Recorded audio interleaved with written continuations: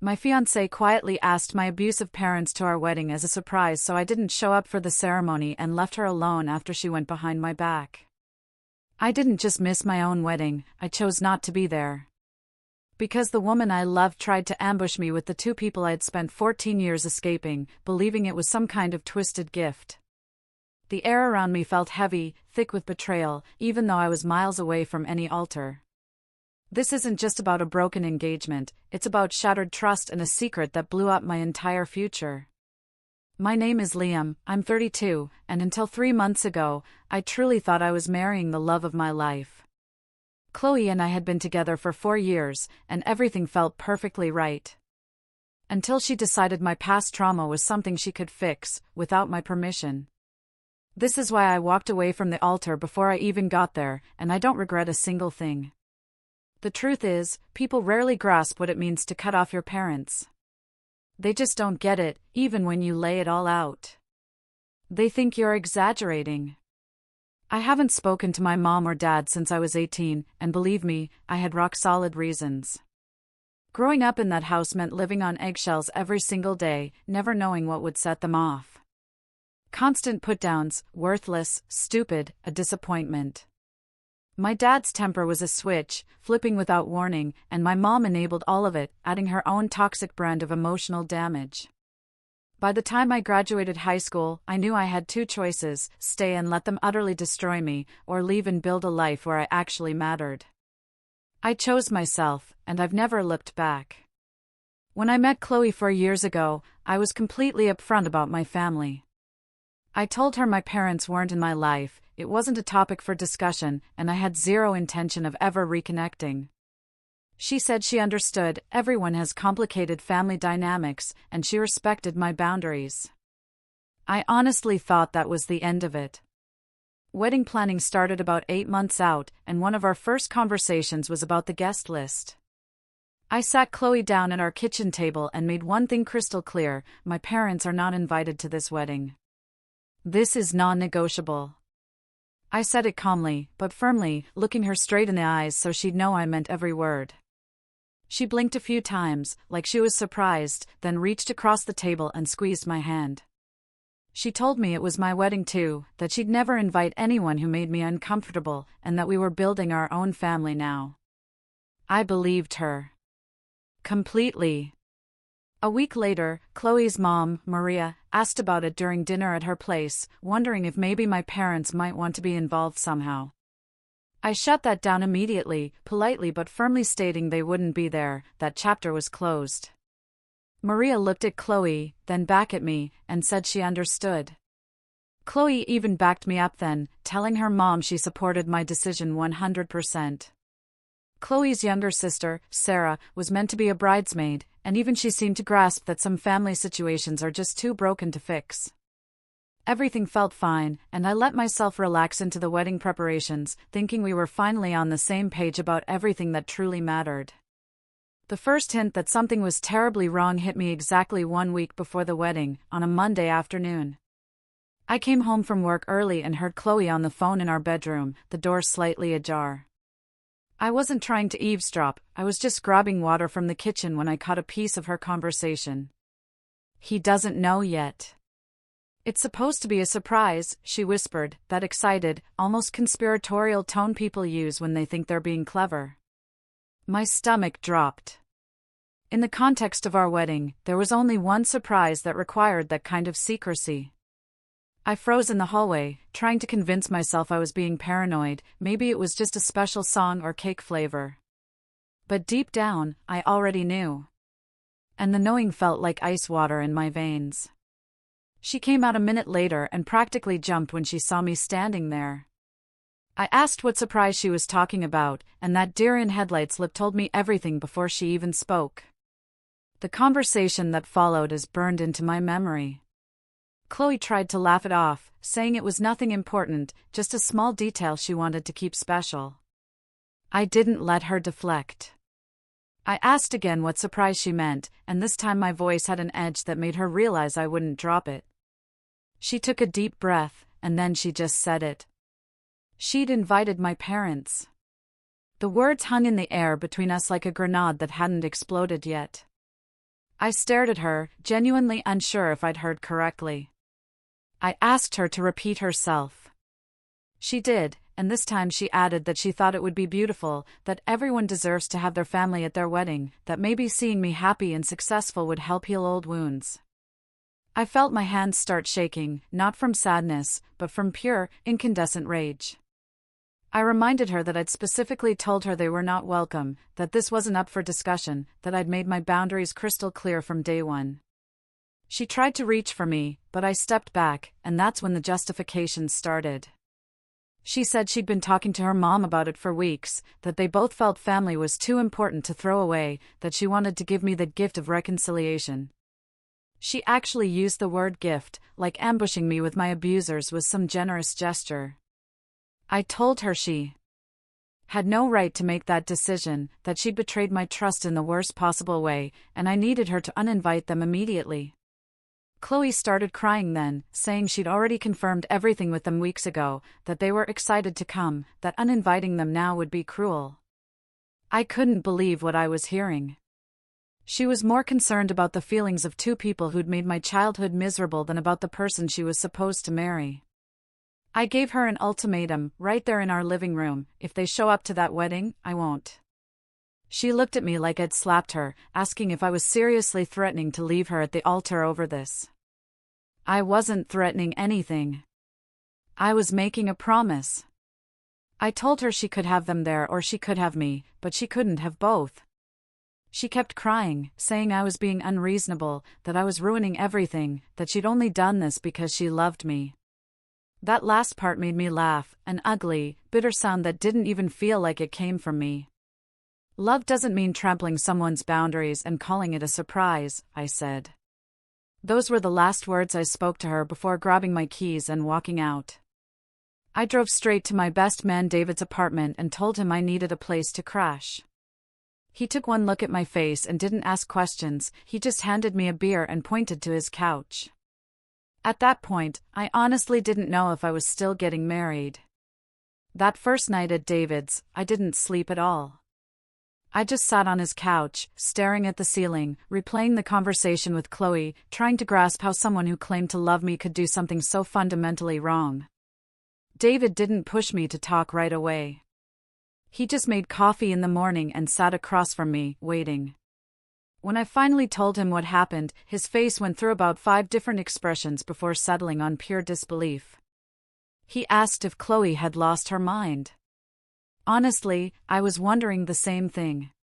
This wasn't some small disagreement about wedding colors. This was her deciding that my clearly stated boundaries didn't matter because she thought she knew better. The more I sat with it, the angrier I got, not just at what she'd done, but at the calculation behind it. She hadn't told me because she knew I'd say no. She'd waited until 1 week before the wedding because she thought I'd be too invested to back out. My phone started buzzing mid-morning with texts and calls from Chloe. At first, they were apologies, long rambling messages about how she understood she'd made a mistake, how sorry she was for going behind my back. I read them but didn't respond, which seemed to make her panic. By early afternoon, the messages shifted to justifications. Her mom had convinced her it was the right thing to do, family should be together for important moments, she truly believed seeing me successful and happy might change my parents. I read every message, and my resolve only grew stronger. None of them addressed the actual problem. She wasn't sorry for violating my trust. She was sorry I was upset about it. There's a huge difference, and it told me everything I needed to know about how she viewed the situation. Monday evening, her messages took on a different tone entirely. Defensive, almost angry. Saying I was overreacting, being dramatic, that lots of people have complicated relationships with their parents and still include them in major life events. That message, in particular, made me want to throw my phone across the room. She was comparing my situation to normal family tension, as if my parents had just been a bit strict or occasionally annoying. The pattern continued for 3 more days. Tuesday brought more apologies mixed with guilt trips about how much money had been spent and how many people were expecting a wedding. Wednesday, she tried a different approach, sending photos from our relationship, reminding me of good times. Basically, trying to emotionally manipulate me. Thursday morning, she enlisted her sister Sarah to text me, asking if I was okay, saying Chloe was devastated. I finally responded to Sarah, not because I wanted to engage, but because she'd always been kind and deserved an explanation. I told her that Chloe had crossed a line that couldn't be uncrossed, that this wasn't about cold feet. It was about fundamental trust and respect. Sarah wrote back, saying she understood, that she tried to talk Chloe out of the surprise but had been shut down, and she was sorry this was happening. At least someone in that family got it. David asked me multiple times what I was going to do. And I told him honestly, I was still deciding. Part of me wanted to believe this was just a massive error in judgment, that Chloe would come to her senses, somehow fix it. That we could move past this if she truly understood how badly she'd messed up. But another part of me, the part that had survived 18 years with my parents, was screaming that this was a red flag I couldn't ignore. Boundaries only work if people respect them. And Chloe had shown me that when it came down to it, she thought her feelings and her family's opinions mattered more than my explicit needs. I kept thinking about what marriage to her would look like, whether I'd spend the rest of my life wondering when she'd decide to override my decisions again, for my own good. Trust is everything in a relationship. And she'd shattered mine in one stupid, selfish move that she'd somehow convinced herself was an act of love. The wedding was supposed to be on a Friday afternoon at a venue about 30 minutes outside the city. Thursday night, around 11 o'clock, Chloe sent me one final text that was different from all the others. Please just come tomorrow, we can figure everything else out after. And I realized that was her strategy all along. She thought if she could just get me to that altar, surrounded by all our friends, family, and my parents, I wouldn't be able to walk away. She was betting on my discomfort with public confrontation, betting that I'd swallow my anger and go through with it rather than cause a scene. That text finalized my decision because it showed me she still didn't get it. This wasn't about the wedding or the guests or avoiding embarrassment. This was about the fact that I couldn't marry someone who thought my trauma was a problem to fix without my consent. I turned off my phone around midnight and told David I wasn't going. He just nodded, like he'd been expecting that answer all along. Friday morning felt surreal, like I was moving through a dream where nothing was quite solid. I woke up on David's couch knowing that right then, Chloe was probably getting her hair done, that in a few hours she'd be putting on her dress, that guests were already arriving. I felt guilty for about 10 seconds before remembering why I wasn't there. Then the guilt transformed into something closer to grief. This should have been one of the happiest days of my life. Instead, I was hiding in my best friend's apartment, trying not to think about what was happening without me. David asked if I was sure, not because he doubted me, but because he wanted to make absolutely certain I wouldn't regret it. I told him I was sure, that I'd rather deal with the fallout of a cancelled wedding than spend my life with someone I couldn't trust. He respected that, and we spent the afternoon watching movies, pretending it was just a normal day off. I found out later what happened at the venue, pieced together from messages David got from other groomsmen and some posts people made online before they realized the full situation. Guests started arriving around 2 p.m., everyone dressed up and excited, completely unaware the groom wasn't coming. Chloe was in the bridal suite with Sarah and her bridesmaids, and apparently kept asking if anyone had heard from me, growing more anxious. My parents showed up right on schedule, my dad in a suit I'd never seen and my mom in what people described as a very elaborate dress. They seemed thrilled, according to witnesses, smiling and greeting Chloe's family like honored guests instead of uninvited crashers. The ceremony was supposed to start at 3 o'clock. By 2:45, people were getting restless, murmuring about where I might be. David had texted me one last time, right before he was supposed to walk down the aisle, a final chance to change my mind.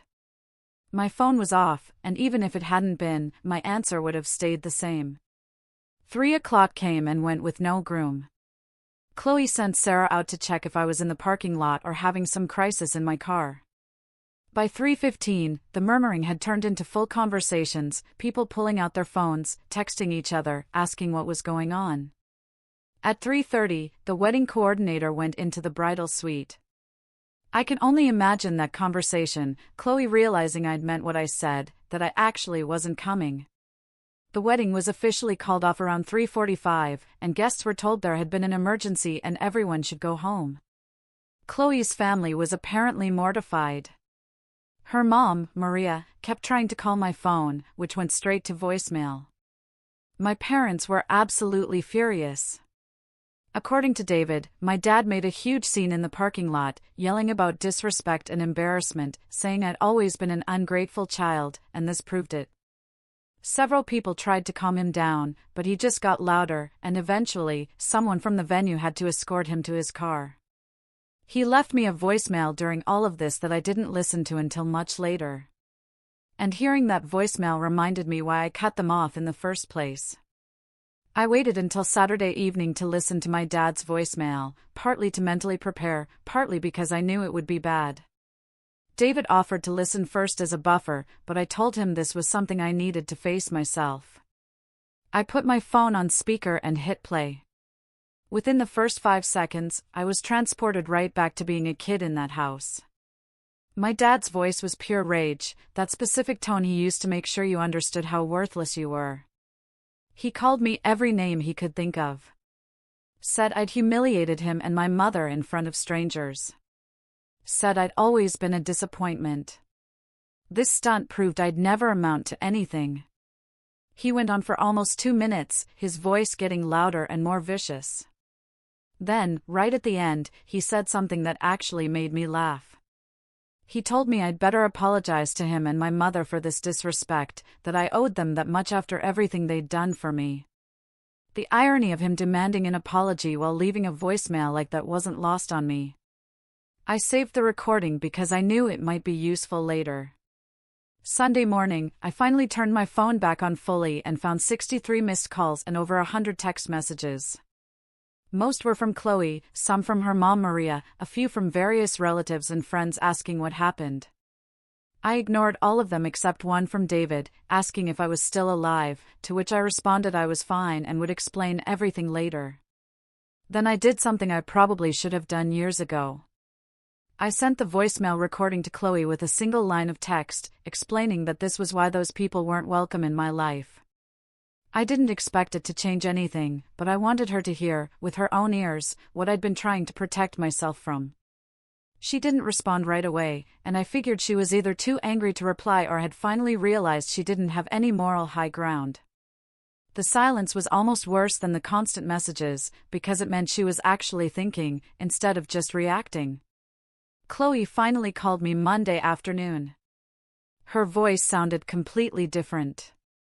She was quiet, almost timid, and she started by saying she'd listened to the voicemail 3 times because she couldn't believe what she was hearing. I had no idea it was that bad, she said, and I could tell she was crying.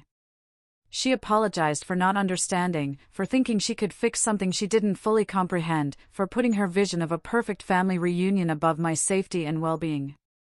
It was the first real apology I'd gotten from her. The first time she'd acknowledged she'd been fundamentally wrong, instead of just sorry I was upset. But here's the thing about apologies, they don't erase what happened. I told her I appreciated her finally understanding, but the damage was done. Trust isn't something you can just apologize back into existence, especially when it's been broken this badly. She asked if we could meet in person to talk. After some hesitation, I agreed. We both deserved actual closure. Before I could meet with Chloe, her mom Maria called me on Tuesday morning. I almost didn't answer, not being in the mood for another lecture about family, but something made me pick up. Maria started by defending the surprise, saying every child should have their parents at their wedding, regardless of past issues, that forgiveness was important, that holding grudges only hurt the person doing the holding. I listened to her entire speech without interrupting. When she finally paused for breath, I asked her a simple question: would you want your daughter to marry someone whose parents had spent 18 years tearing her down, making her feel worthless, creating an environment where she never felt safe or valued? Maria went quiet. I could practically hear her trying to figure out how to respond. Then I told her about specific incidents from my childhood. Not the worst ones, those were too painful to share, but enough to paint a clear picture of what my normal had been. I explained that my dad's temper wasn't just occasional anger, it was a constant presence that shaped every moment. I told her my mom had never once stood up for me, had actively participated in making me feel like I deserved the treatment I got.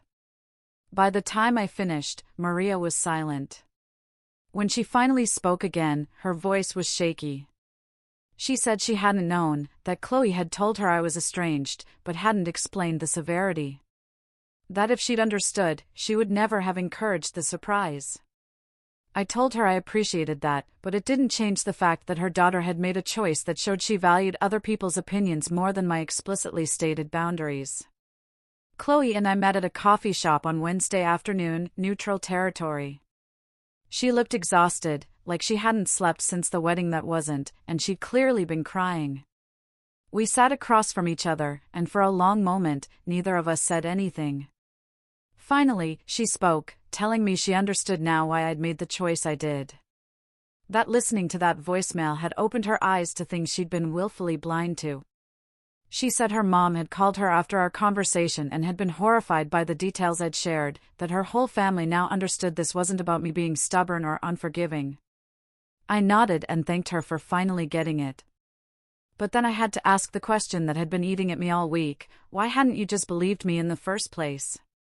Why did you need proof before my word was enough? She didn't have a good answer, just said she'd thought she was helping, that she genuinely believed love could heal anything if people just tried hard enough. We talked for over 2 hours about everything: the relationship, the wedding, the future. I told her I couldn't marry her. Not after this. Not when I'd spent the last week questioning every decision we'd ever made together. She started crying again and asked if I was breaking up with her. I realized I didn't actually know the answer. What I knew was that I wasn't ready to marry someone I couldn't trust. The foundation we'd built over 4 years had massive cracks in it. I need time, I told her. I could see the hope flash across her face before I clarified what I meant. I explained that we needed a real pause. Not just a few days to cool off, but actual separation where we both figured out if this relationship was something that could be saved. I wasn't ready to throw away 4 years without really thinking about it, but I also couldn't pretend nothing had happened. She asked what a pause would look like, and I told her honestly that I didn't know, that we'd be living separately, not really together, but not completely broken up either. She nodded and said she understood, that she'd do whatever it took to rebuild my trust if I was willing to eventually let her try. We left the coffee shop without any solid answers, just an agreement that we'd figure things out as we went. Chloe went back to the apartment we'd shared, and I stayed at David's place while I looked for my own spot.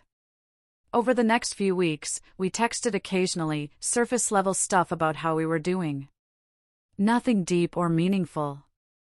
I spent a lot of time thinking about whether I'd made the right choice, whether walking away from the altar had been brave or cowardly, whether a relationship could recover from something like this.